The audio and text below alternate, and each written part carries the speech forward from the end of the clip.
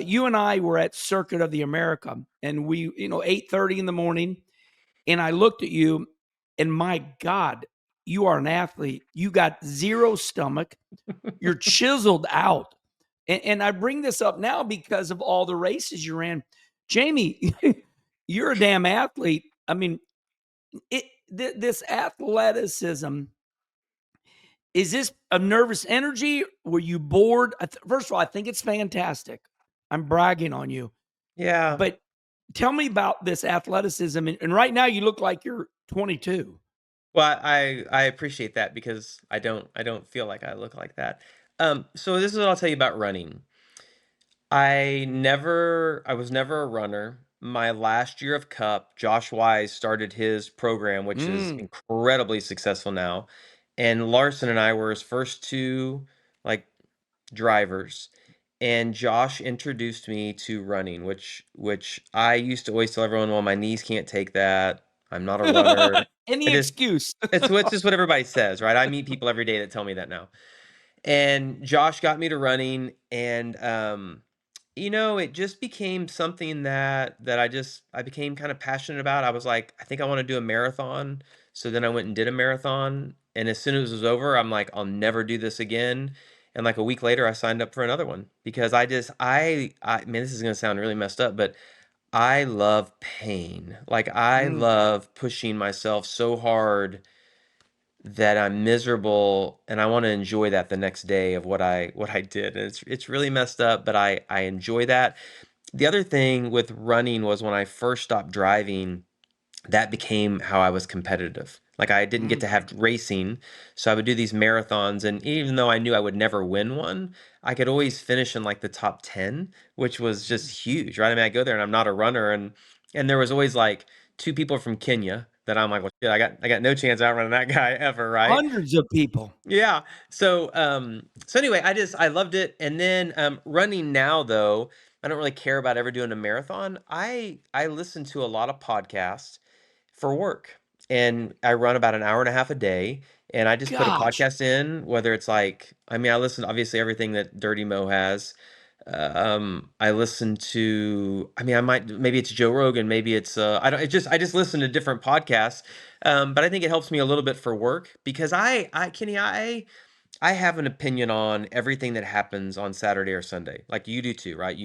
If there's a wreck, you're like, it's his fault, it's his fault, like whatever it is. Should they suspend him? Should they not? You automatically have an opinion, but I really enjoy listening to everyone else's opinion because sometimes they say something that, like with my wife, that I'm like, I didn't see it that way, but I do now, and so I think it helps me in TV to always kind of see the other side of a story.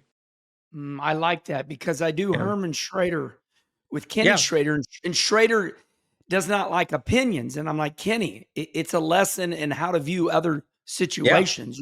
yeah. I love the way you just put that because we might go, he wrecked him. Well, hold on, he got loose getting in. Right. You, you Yeah, know, there's always more to it, right? yeah, yeah, right, right. Yeah. I Yeah. like that. Yeah. So, tell me about when I was checking up on you. What did you do at Mount Mitchell? So they have I was kind of into cycling for a while. Josh was really into that, so we would go do it as a group of people. And they had this 100-mile bike race. You run 70 miles from Spartanburg, South Carolina to the base of Mount Mitchell, and then it's 30 miles up Mount Mitchell, so it's a 100-mile race.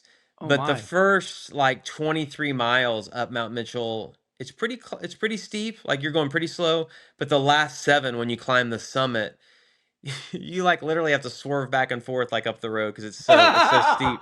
Because And your it legs are tore up. oh, you're just on fire. And it takes like 5.5 hours. Wow. And like I think 5 hours won it.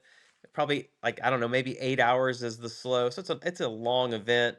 But again, it was just one of those like I don't know. I did it twice and I just thought I was a buffoon both times doing it because it's so hard. It was fun. I enjoyed it. I would never do Well, it. I'm not really into cycling anymore. I watched a couple people get hit on bikes, and so mm, I got rid of all my cycling stuff and I just run now. yeah. Well, I knew you were very athletic, and I want to give a shout out to Matt Kenseth too. Oh But yeah.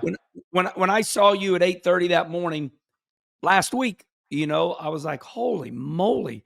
Well, let me tell you my incentive on that. When I was 16 or 17, I was kinda chubby, right? Like, just, you know, you're Oh, just a so kid you don't growing ever up. wanna be And fat. I and no, listen, and so I had that same driver's license forever, the picture. And I Yeah. remember going, like, somewhere, like the bank or something, to deposit a check, and they needed my ID, and the lady kinda looked at me and then looked up, and she's like, "Ooh, you've lost a lot of weight." And I was like, Oh, "Damn," wow. I was like, "I didn't know that I used to be chubby," right? And so jokingly, I always think about that because I'm like, "Well, I don't ever want that bank teller to think I'm chubby again." So, yeah. But you know what? That's funny because I said something to Denny Hamlin, and I thought I was being funny. I'm talking 20 years ago. Denny Hamlin and myself were at the Luxor in Vegas, and Yeah. we're playing roulette, and Denny is just becoming a cup driver. And guys are being guys, and we're drinking beer, and I said something about his belly, and I'm telling you, 1 year ago, 20 years later, He he reminded brings you? that he brings that up to me, and I'm like, oh my god. So I want to say that I hear you loud and clear about that bank teller because isn't it Yeah. amazing the things that Yeah. affect us in life and it stings us and we don't know it. We do know it, but we Yeah. 20 years later, um, yeah, and Denny's always been good. He's good to me. Denny Hamlin, he sends me tennis shoes, and I think he likes me, but Yeah. I don't know if I pissed him off. I don't Oh, no, that's really funny. He was obviously sensitive about that.